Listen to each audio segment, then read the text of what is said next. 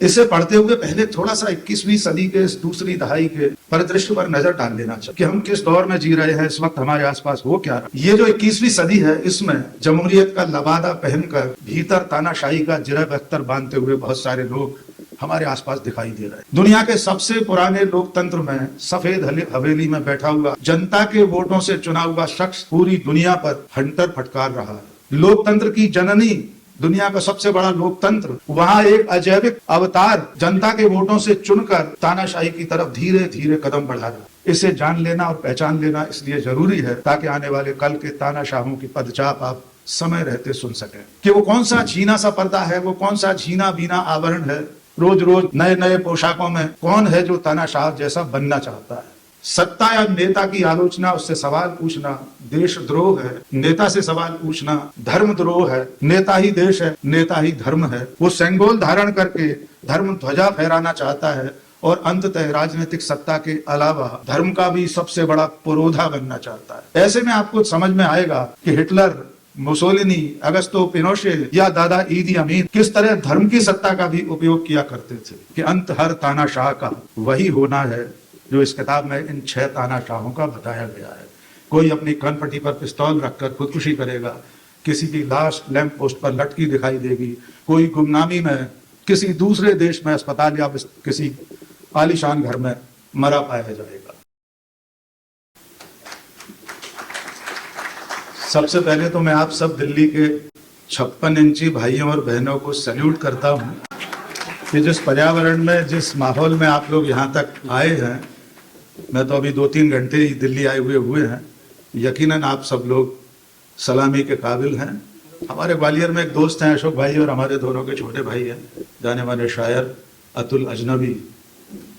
मुझे लगता है उन्होंने आप लोगों के लिए लिखा होगा, अजीब शहर पे जीवन निसार करना पड़ा, अजीब शहर पे जीवन निसार करना पड़ा, धुएं का दरिया हमें रोज पार करना पड़ा। तो आप लोग उस धुएं के दरिया को पार करके यहाँ तक आए हैं, इसके लिए निश्चित तौर पर आप धन्यवाद के पात्र हैं। धन्यवाद तो सिर्फ मोदी जी का, थैंक यू मोदी जी। उनको तो वे हैं तो मुमकिन है ही। और आप जब इस किताब को पढ़ेंगे, अशोक ने थोड़ी सी हिंट दे दी है, बार बार उनका चेहरा आपकी नजर में आएगा। किताब पर बात करूं, गिरिराज भाई ने बहुत विस्तार से पुस्तक प्रवेश करा दिया है। डॉक्टर अख्तर नजमी साहब ने लिखा कि इसीलिए बनाया है घर किताबों में, इसीलिए बनाया है घर किताबों में कि बार बार तुम्हारी नजरों से गुजरूंगा। अशोक ने किताबों में घर बना लिया है, इसलिए हमारी आपकी नजरों से लगातार गुजरते रहे। बात इतिहास की किताब की हो रही है, 20वीं सदी के तानाशाहों पर हम बात कर रहे हैं। इसे पढ़ते हुए पहले थोड़ा सा 21वीं सदी के इस दूसरी दहाई के परिदृश्य पर नजर डाल लेना चाहिए कि हम किस दौर में जी रहे हैं, इस वक्त हमारे आसपास हो क्या रहा है। ये जो 21वीं सदी है, इसमें जमहूरियत का लबादा पहनकर भीतर तानाशाही का जिरह बख्तर बांधते हुए बहुत सारे लोग हमारे आसपास दिखाई दे रहे हैं। दुनिया के सबसे पुराने लोकतंत्र में सफेद हवेली में बैठा हुआ जनता के वोटों से चुना हुआ शख्स पूरी दुनिया पर हंटर फटकार रहा है। लोकतंत्र की जननी, दुनिया का सबसे बड़ा लोकतंत्र, वहां एक अजैविक अवतार जनता के वोटों से चुनकर तानाशाही की तरफ धीरे धीरे कदम बढ़ा रहा है। ऐसे में 20वीं सदी के इस मुहाने पर, 21वीं सदी के मुहाने पर 20वीं सदी के तानाशाह कैसे थे, वे कैसे बनते थे, उनका हाड़ मांस क्या था, उनका अस्थि मज्जा क्या था, वे कौन सी परिस्थितियां थी, वे कौन लोग थे जो उन्हें खाद्य पानी दिया करते थे। इसे जान लेना और पहचान लेना इसलिए जरूरी है ताकि आने वाले कल के तानाशाहों की पदचाप आप समय रहते सुन सकें, उनकी बोली बानी पहचान सकें, ये समझ सकें कि वो कौन सा झीना सा पर्दा है, वो कौन सा झीना बीना आवरण है। रोज रोज नए नए पोशाकों में कौन है जो तानाशाह जैसा बनना चाहता है। जब आप इस किताब को पढ़ेंगे तो आपको लगेगा कि सर्वहारा की सत्ता के बहाने सत्ता के सर्वोच्च शिखर पर पहुंचे लोग कैसे 20वीं सदी में सर्वसहारा बन गए थे। अभी गिरिराज भाई ने स्टालिन का जिक्र किया, सचमुच में बहस चल रही है। आज भी मैं जब आ रहा था तो देखा एक वेबसाइट पर, लंबा विश्लेषण है। लेकिन लेखक की स्वायत्तता, लेखक का अधिकार उसे अपने तरीके से नायकों और इतिहास की घटनाओं की मीमांसा करने का अवसर देता है। हो सकता है उनके तर्क अपनी जगह हों, लेकिन जब आप अशोक पांडे की इस किताब को पढ़ेंगे तब आपको समझ आएगा कि सचमुच में लेनिन का जो उत्तराधिकारी था वो कालांतर में किस तरह तानाशाह बन गया था। एक एक घटनाक्रम, उस वक्त की परिस्थितियां ये बताती हैं कि भले कोई व्यक्ति पार्टी की सत्ता के नाम पर सत्ता में आया हो, लेकिन जब उसने व्यक्ति की सत्ता स्थापित की तो उसका दमन चक्र पहले दूसरों पर चला, फिर उसकी चक्की घर के भीतर चलना शुरू हुई और उसके बाद लेखक, कवि, साहित्यकार, हर वो व्यक्ति जो असहमत था वो किस तरह साइबेरिया भेज दिया गया, किस तरह लोग गायब हो जाते रहे 20वीं सदी के इन तानाशाहों के दौर में। ये किताब इस बात का सबूत है। हम अपने देश में इस वक्त जो कुछ देख रहे हैं, असहमति की आवाजों को जिस तरह दबाया जा रहा है, जिस तरह सत्ता या नेता की आलोचना, उससे सवाल पूछना देशद्रोह है, नेता से सवाल पूछना धर्मद्रोह है। नेता ही देश है, नेता ही धर्म है। वो सेंगोल धारण करके धर्म ध्वजा फहराना चाहता है और अंततः राजनीतिक सत्ता के अलावा धर्म का भी सबसे बड़ा पुरोधा बनना चाहता है। ऐसे में आपको समझ में आएगा कि हिटलर, मुसोलिनी, अगस्तो पिनोशे या दादा ईदी अमीन किस तरह धर्म की सत्ता का भी उपयोग किया करते थे।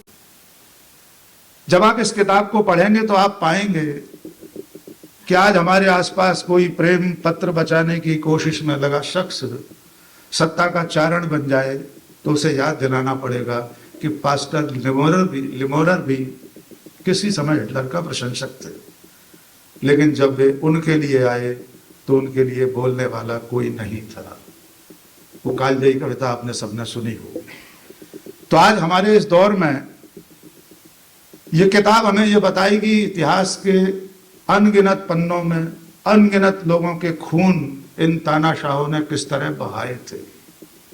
और एक बहुत जरूरी बात ये किताब रेखांकित करती है, ये किताब आपको बताएगी कि आज भी दुनिया जिस तरह दो ध्रुवों में बटी हुई है, यद्यपि शीत युद्ध के समय जैसा बंटवारा इस वक्त नहीं है, लेकिन ये तानाशाह जिस समय छोटे छोटे कदमों से आगे बढ़ रहे थे, जब ये घुटनों के बल चल रहे थे और जिस दिन ये तनकर खड़े हुए, तब तक इन सब लोगों की इस यात्रा में दोनों ध्रुवों के लोग, चाहे वो दक्षिणपंथी खेमा हो या वामपंथी, चाहे अमेरिका का ब्लॉक हो या सोवियत संघ का ब्लॉक, ये सब लोग तब तक चुप रहे, यहां तक की मुलाकातें करते रहे जब तक कि ये आग उनकी दहरी तक नहीं पहुंच गई।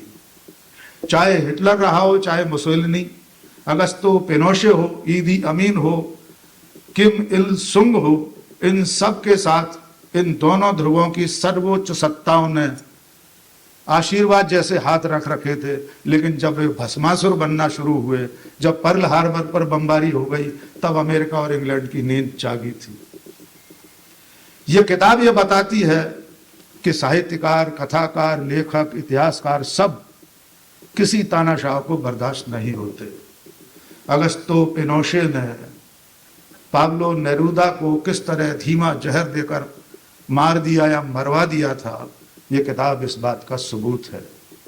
आज भी हमारे आसपास बहुत सारा कुछ ऐसा घटित हो रहा है जिसे मैं अक्सर मुहावरे में लोया लुहान समय कहता हूँ। लहू लुहान की बजाय लोया लुहान। आप समझ सकते हैं कि ऐसे समय में ये किताब आपको बताएगी कि अंधेरा और गहरा हो, उससे पहले आप चेत जाएं। बहुत थोड़ी सी चीजें मैं सामने लेकर आऊंगा इसमें, किताब में से कुछ जुमले जो अशोक ने लिखे हैं, छोटे छोटे एक एक वाक्य में, डेढ़ डेढ़ वाक्य में कितनी गहरी बात कह दी गई है। साथ ही ये किताब ये भी बताएगी कि अंत हर तानाशाह का वही होना है जो इस किताब में इन 6 तानाशाहों का बताया गया है। कोई अपनी कनपट्टी पर पिस्तौल रखकर खुदकुशी करेगा, किसी की लाश लैंप पोस्ट पर लटकी दिखाई देगी, कोई गुमनामी में किसी दूसरे देश में अस्पताल या किसी आलीशान घर में मरा पाया जाएगा। लेकिन जब तक तानाशाह गद्दी पर होते हैं, जब वे सत्ता के सफेद घोड़े पर बैठकर अहंकार की सड़क पर सरपट दौड़ रहे होते हैं, तब उन्हें इसका एहसास नहीं होता कि इसका अंत एक न एक दिन मौत की दहलीज पर होने वाला है। बहुत छोटे छोटे 1-2 उदाहरण मैं इसमें से आपके साथ साझा करना चाहता हूं। अशोक भाई ने बहुत मेहनत की है, सब चीजें ऑथेंटिक हैं, हर चीज का फुटनोट है, रेफरेंस बुक्स का हवाला है, आप एक भी तथ्य का ही जाते हैं। हर तानाशाह यही चाहता है कि उसे देश समझा जाए, उसके खिलाफ बोलने वाले को देशद्रोही। हर हिटलर के पास अपना एक गोएबल्स होता है, हिरना समझ बूझ वन चरना। हमारे आसपास भी कोई हिरना हीरेन पता नहीं कौन था। हर स्टालिन के पास अपना एक बेरिया होता है। हिटलर और मुसोलिनी की तस्वीरें पूरे देश में लगी होती हैं जब वे सत्ता के शिखर पर होते हैं। उनकी जीवनियां स्कूलों में पढ़ाई जाती हैं। किसी की जीवनी में मगरमच्छ बचपन में पकड़कर घर लाने का वृतांत होता है, किसी की जीवनी में कुछ और। मुसोलिनी, जिसे इल ड्यूचे कहा जाता था, यानी वहां की भाषा में लीडर, उसके सुप्रीम लीडर जी, उसके शयन कक्ष में जिस बालकनी में खड़े होकर वो लोगों को संबोधित करता था, हाथ उठाता था, वो अंदर चला जाता था। उसके बाद बत्ती रात भर इसलिए जलाकर रखी जाती थी कि ताकि लोगों को लगे कि सुप्रीम लीडर 18 घंटे काम कर रहा है।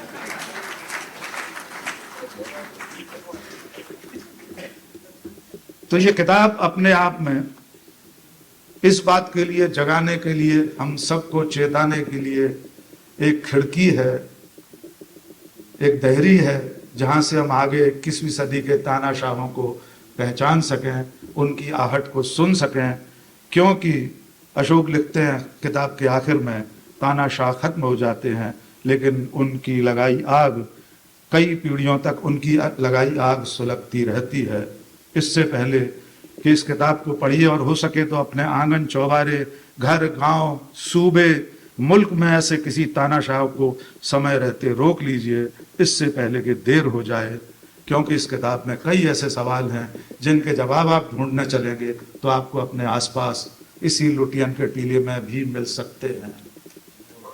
प्रकाश दीक्षित जी हम सबके बहुत आदरणीय हैं, ग्वालियर के बहुत बड़े कवि। उनकी पंक्तियों के साथ अपनी बात खत्म करूंगा। सवाल जो सिर्फ किताबों में नहीं मुट्ठियों में भी हैं और चेहरों पर जड़े हैं।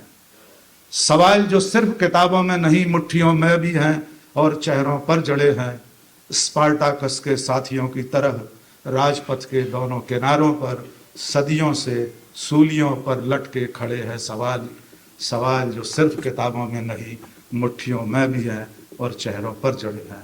इन सवालों के जवाब अगर आपको चाहिए तो अशोक कुमार पांडे की यह किताब उन सवालों को हल करने में आपकी मदद कर सकती है। मुझ जैसे मामूली विद्यार्थी को आपने इतनी देर सुना, इसके लिए बहुत बहुत धन्यवाद।